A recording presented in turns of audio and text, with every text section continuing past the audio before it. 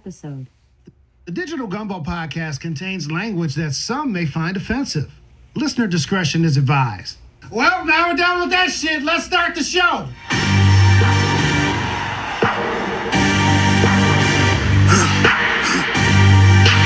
For the victory lap, though. Whoa, whoa. They ain't never seen nothing like this before. Lit the room when I came through the front door.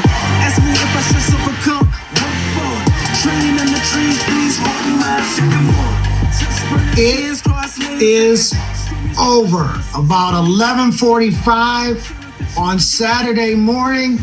Got news that Pennsylvania had been called for then Democratic presidential candidate Joe Biden, and with the projection that Pennsylvania had voted for Biden, he became President-elect Joe Biden. You are listening to the presidential election wrap-up show part 2. Finally, we have a winner. I'm your host, Nookie Bishop Jr. This is the Digital Gumbo podcast, joined as always by my host, T. Petty and Idris Elbow. T. Petty, we know that you're going to break it down for us in just a minute, but your quick 30-second reaction to the race finally being decided and called. Welcome to Wakanda, bitches. It turned out about like I thought it would. It was going to be a nail biter. And it was going to take us a few days. I think I said last week, Friday or Saturday, we would know. And I was right, as I usually am. So thrilled at the outcome. And we can talk about the particulars later. But I am happy, especially when Madam Vice President sent out a tweet thanking Black women today. She recognizes what it is. Absolutely. Totally agree with that 100%. My main man, Idris Elbow, your quick reaction to where was you? What did you hear as far as Saturday was concerned and the race finally being called in favor of President-elect Joe Biden? What's up, Nook? What's up, T. Petty? This your boy Idris Elbow with a little bit of ash on the elbow. And, you know, Nook and T. Petty, I was thinking about this. I just got off a work call. And you know how you had that one coworker that the meeting is about to end and they asked this last question and then for another like 30 minutes. I feel like that's how we at with Trump right now. Like it's over, it's done. And he gonna try to bring up some more mess just to keep it going and just try to keep his administration going in the spotlight. But it's done. I'm so happy it's over. We've been celebrating and President-elect Joe Biden, but Kamala Harris, that is what I'm truly excited about. That just gives me great joy. Absolutely. So before I kick it back over to y'all, I mean, you know, we saw everything in terms of Tuesday night. We know what's going to happen. Wednesday, Thursday, they're getting a little bit closer. Then I really thought the Southwest was going to come through. And that Nevada, they can count all that casino money, but they can't count them ballots. Hey, if they would have made the ballot system like them Chuck E. Cheese tickets, that shit would have been counted up pretty much on Tuesday and Wednesday. But that's neither here nor there. The other thing is that this is really a sad case, and I'll let y'all get into it, of the emperor's new clothes. Y'all remember that fairy tale that the emperor thought he had some new clothes, whatever, blah, went out for a parade and he was straight up butt naked. I don't even know what the principle of that story was, like why they told that. He was trying to convince everybody he had clothes on, but everybody knew he was naked. Everybody knew, but nobody wanted to tell him the truth because they were scared of pissing him off. Which is exactly yes. That's Trump and all his sycophants. So a very apt metaphor. Yes, that is the situation we have right now. You are correct, T. Petty, at 1600 Pennsylvania Avenue. So, 290 to 214 is the last count I saw. Run the count up. Run it up, Joseph Robinette Biden. I believe, is it Robinette? Yeah, middle name's Robinette. Is that a family name? Georgia and North Carolina are still outstanding. So that is the potential for another 31 votes. Okay. Wow. So 16 and 15 still out there, 31 for those potential states. So, it'll be all certified and the whole 9 yards. And we saw the sorry and sad tales of these whack ass and fake allegations of cheating and finding votes, blah, blah, blah, blah, blah, here and there. So, T. Petty, ladies first, I'm going to yield the floor to you. Just take us through what you saw from, Wednesday pretty much to about the time the race was called on Saturday. Well, like I said, the only thing last week I said that surprised me was Georgia being so close.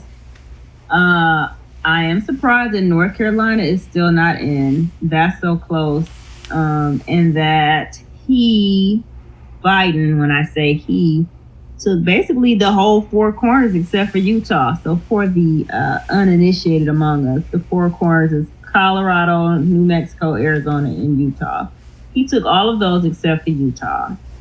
He took Michigan, Wisconsin, Illinois, Minnesota, and Pennsylvania. I mean, listen, people talked bad about Joseph Robinette Biden, but they should put some respect on his name.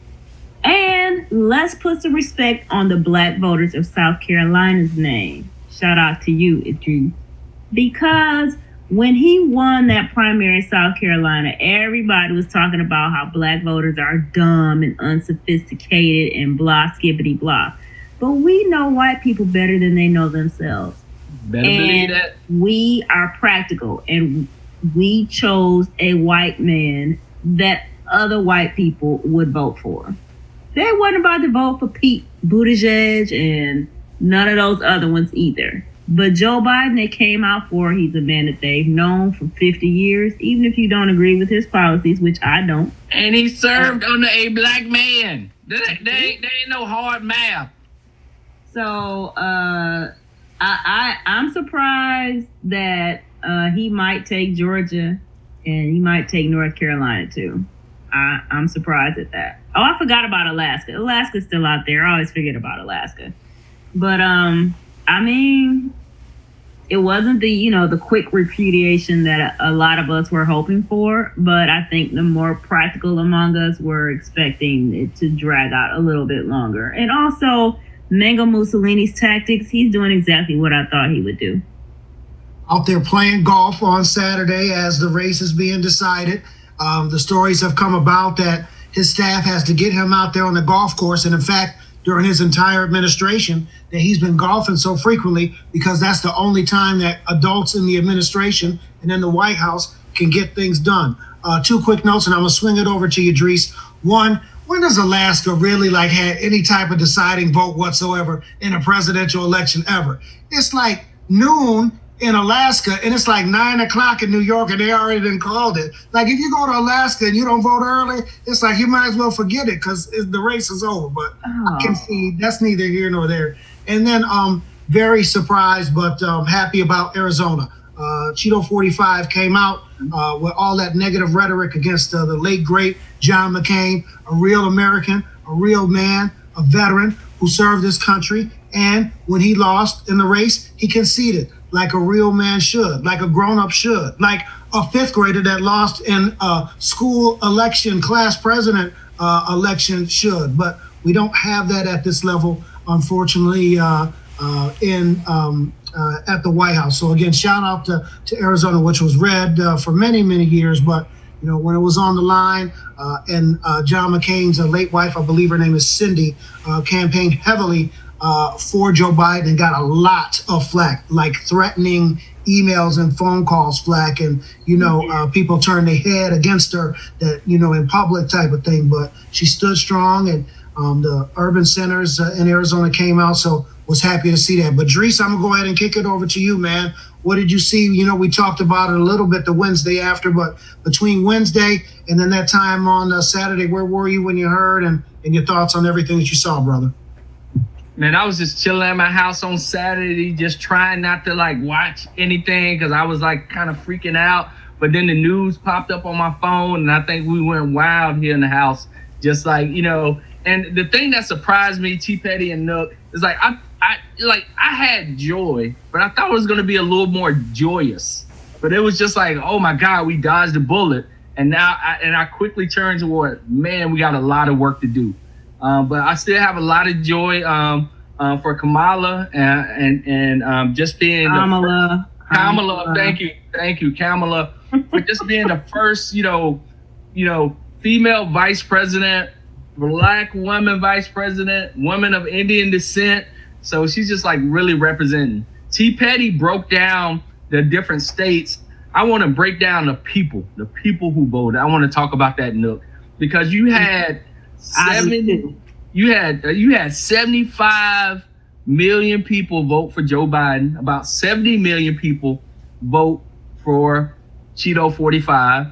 And so that's more than 45 million people that voted, which is just amazing. And that shows you, like, when you give people the ability to vote and different avenues to vote, that people will vote. And I think they said it's about 8 or 10 million more people voted this time than the last presidential election.